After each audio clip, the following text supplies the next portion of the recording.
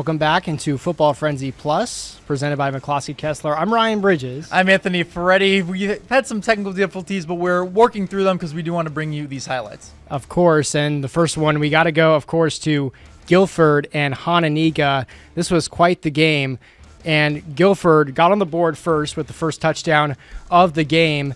This is Alex Peterson who brings it out, and he somehow stays on his feet.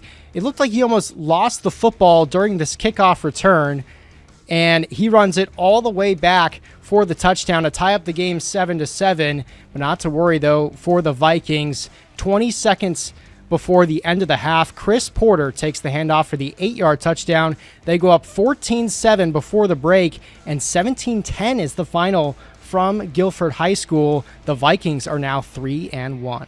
Now looking to the BNC Dixon at North Boone. We got 8-0 Dukes early in the first. Vikings Grady Condon on first down. He's going to find Connor Chamberlain here.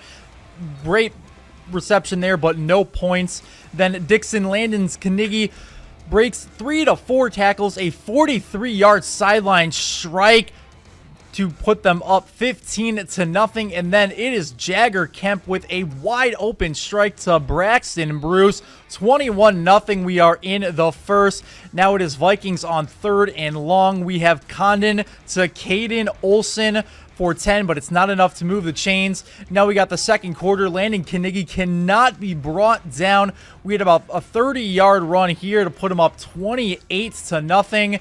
Then Kemp is going to find his receiver again for the third score. Dixon would win this one 48-0. And let's go to another big Nick 10 conference matchup.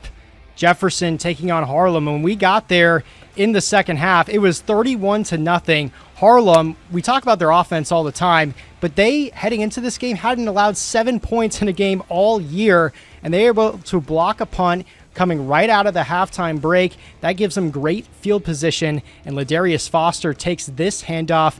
He's not even the starting running back. Dwayne Broom is the starting running back for that team, but he gets him inside the 5-yard line, and then it's Christian Serrano on the QB sneak. Another backup from the Huskies, putting up numbers 38-0 to that point, as I said. 45-8 was the score. We've got another 4-0 team in the Nick 10. One other team trying to get to 4-0 is Byron, as they're taking on Stillman Valley. Byron has scored 126 points in 3 weeks. It is 14-3 here late in the first, and Landon Bonville juking out defenders and taking it to the house for a special teams tutty. It's now 21-3.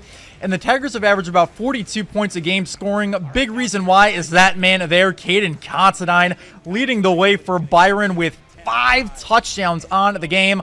Byron puts up 63 in a win. They are undefeated. No real surprise there. Byron, they're always going to dominate the BNC. Yes. How about the other conferences, though? The NUIC, Belvedere North, and Harlem. Yes. Those teams look like they're on a collision course right now, both 4-0. Yeah, and I don't know if they've played yet, but it could come down to... They have not played, They have not, so it could come down to late in the season, that one loss to make or break who gets that conference title and then the automatic bid into the playoffs. This really crazy stat I saw about Belvedere North earlier today, they were trailing in their first game against Guilford 13-7 at halftime. Since that point, they hadn't allowed a single point coming into tonight's game. Wow. So that's a shutout, and a second half shutout against Guilford in week 1. And we just saw how great their offense is on full display. Well, we got a few more games coming up after the break, and we appreciate everybody bearing with us through the technical difficulties right here on Football Frenzy Plus. We'll be back in just 2 minutes.